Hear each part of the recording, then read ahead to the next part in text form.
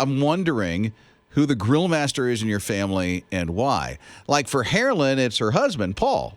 Well, he's the cook in general. So outside, inside, all the sides. He does all the cooking in the house. So for my family, it's either my son Spencer or my wife because I'm colorblind and I can't cook well. You use the little thermometer thing. Whatever. You're supposed to see pink or whatever. I don't know. I don't know how to use it. I just know that that's what my husband uses. Oh, really? So I was learning that there's a lot of stuff that you can grill. Because I'm just thinking, see, my head just thinks hamburgers, hot dogs, chicken. Yes. Evidently, there's a lot of stuff to grill. Like somebody grills clams and peaches. I bet that would be good with some ice cream. It does kind of, grilled pizza. I've never heard of grilling pizza. I've had it, and it's amazing. Really? I don't know how to do it, but I went to a friend's house, and we had make-your-own-pizza night, and they did it on the grill. It was fabulous. Granola. Why? How? And for what reason? The crummy granola you put on yogurt? The granola. It says granola. I don't know. It's granola. And then pie. Somebody, grills pie. How do you grill a pie? I don't know. You're asking me? I'm not the grill master. Okay, so you put the pan of pie into the grill and you shut it. I guess. How is that different than the oven? Theoretically, that sounds about right. I just don't know. We're like the two. Nobody should ask us kitchen questions. Right? It just don't work. Rob and Liz, his morning crew. So Kristen is here. And Kristen, you say it's your brother who is this sounds fancy, a smoke master in your family? He's a self-proclaimed smoke master. When did that happen? How long has that been? He's been doing it for, a decade or so. I don't know. He's just really perfected his technique, and he and his friend come over, and we call it a smoker party. And they will sit up all night and smoke ribs or a Boston butt or some type of meat and stay up all night and hang out. And in the morning, we've got a whole lot of barbecue. Yeah, right? You can start your day with barbecue. I think that is the coolest thing. I think that sounds like a grown man slumber party. Well, yeah, I think Carolyn nailed it. Rob and Liz, his morning crew. When people that we love pass on, sometimes we do things to remember them. And one of the things that my girl did, Diana, was grow her nails out. Her daughter passed away right after painting her nails. And so she decided she's going to continue to grow her nails out to remember her daughter. And they grew and they grew and they grew. Over 42 feet of nails grew out, and she continues to paint them. Really? Uh-huh. That was the last thing her daughter did. Was paint her nails. Wow. And so to remember that, she grew out her nails and has yet to cut them. 42 feet worth of nails. That's got to be a Guinness Book of World Record thing now. Of course it is. Oh, really? It is? Yes, but that's not why she did it. No. But it's, one of those side things, and she paints them, and she, walks around with 42 feet of nails everywhere. I don't know how I feel about this. Oh, yeah, that's a lot of nails. But she did it because of her daughter. Which is great. Mm-hmm. But the amount of nails and how to keep those clean and how to type and how to work and how to do all the things that you're going to do on a daily. Somehow she manages to get through it. I can't even do that with my fingers the way they are now. Yeah, and Carolyn, you can't see them, but Carolyn has some pretty long nails. I mean, nail for normal nails, long nails, but not that. Not those nails. How do you type with that? How do you work with that? How do you eat? How do you hold a fork? She's got a lot of questions, doesn't she? Rob and Liz, his morning crew. This is like a maze that's, 31 miles long? Yeah, 30 That's crazy. plus miles long. It's 110 acres of maze, of pure get lost in maze. I'm feeling that there's some anxiety coming out of Carolyn right now. So much anxiety. Okay, the whole point of getting into this is getting out of it. So yeah, it's a challenge. Which you're for. Oh, I love challenges like this. I'd so do this maze. This, to me, is an anxiety attack waiting to happen. It's like 4 corn mazes in one corn maze. It's pretty cool.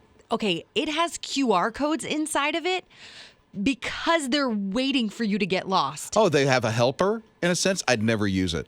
Okay, I would never go in it to use it, but if Why? I did, because you get lost and then Yeah? you can't find your way out and you Oh. can't be home in time for dinner and you're stuck in there forever and you're going in circles, and even when the QR codes tell you one thing and then you go the wrong way by accident, I can't even get to work without a GPS. Like, I can't imagine Carolyn, being it's stuck in okay. It's okay. this. This would freak me out. Like, one time You're we freaked did, out already. you do those like work outings where everybody like works together to find your way out. Yeah, those, what do you call them? Those houses you go into. You know what it's called. What'd you say that again, Ninja? An escape room? That's it, an escape room. Escape room, right. I would never do something like that. And I did this for work one time and I hated it. The escape room? No, it The is maze? the maze escape room. Really? Yeah, where you can't get Good out. for you. How long did it take? Forever. We never finished it. Like, we were 20 getting minutes. out of the weeds. Like, we were just You're going through the corn. walls? Yes. Oh, come on. It's scary. It's okay. It's not. It's I'm okay. looking at these pictures thinking this is just not. It's okay. This is not for me. No, it is. We'll get Carolyn in that maze. We'll see how many years it takes her to get out. Rob and Liz. His morning crew. Here's the thing we learned about Carolyn today. She's has a fear or has anxiety over corn mazes. Well, just getting lost in general. But in a corn maze, it's just easy to get lost. Yeah, because corn mazes are going to be here before you know it. You know, it's fall Yeah. here really soon. They're already talking about the PSL. And these corn mazes are going to be a thing here in just about a month. All right? So Carolyn has anxiety, but here is Phil. Phil, firefighter, I think has a strategy. Okay, tell us, Phil. I'm about to ruin the corn maze for everybody. No, how so?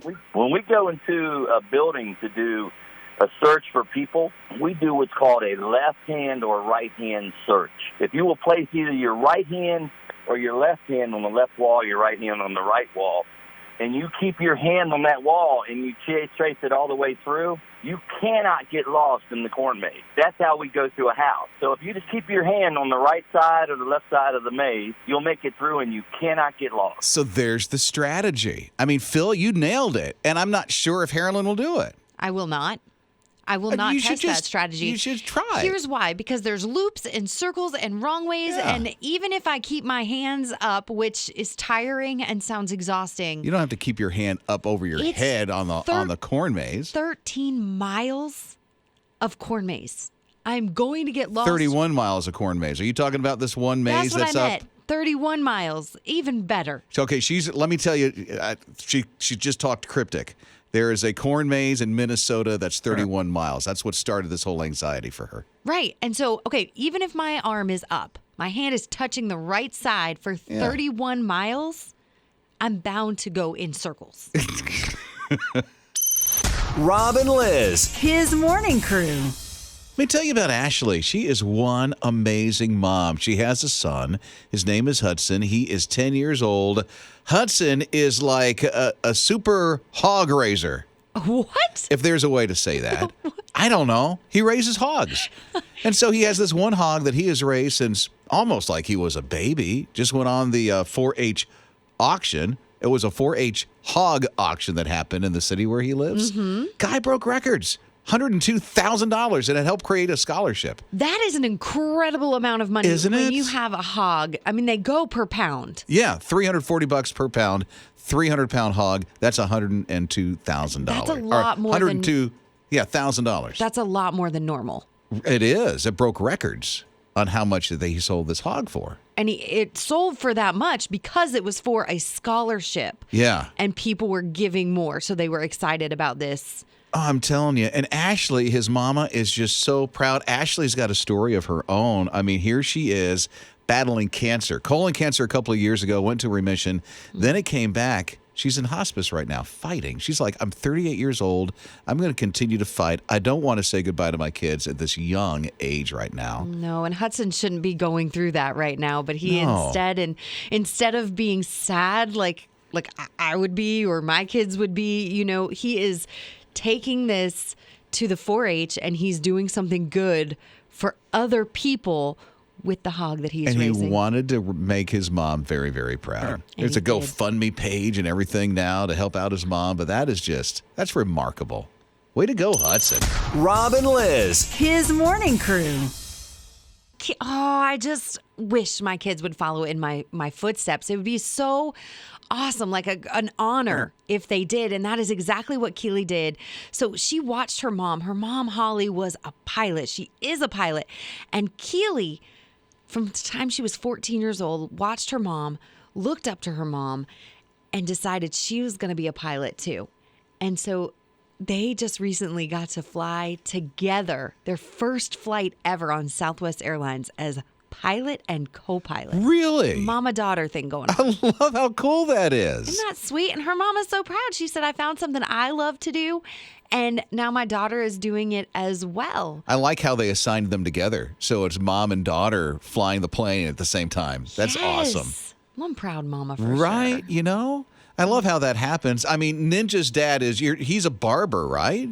Yes, my dad is a barber, and his dad is a barber, and recently my little brother is a barber. So working in the same shop? Yeah. That all 3 generations? Really? Mm-hmm. A generational career. That is amazing. I've got it. One day, it's going to be me and my kids all on the radio together. Wow. We're just going to be... I we're know just gonna all be 3. That will be quite the show. Rob and Liz. His morning crew. It's amazing what is art. Seriously. So back in 2019, was that 3 years ago? What? This dude duct taped a banana to a wall, and it was called art. Went for like $120,000. I can see it. You can see it? Yeah, I see it too. It's a banana duct taped to a wall, and it goes for $12,000. Come on. So the same dude came up with a new piece of art, Okay. a McDonald's pickle. He threw it on the ceiling. It stuck.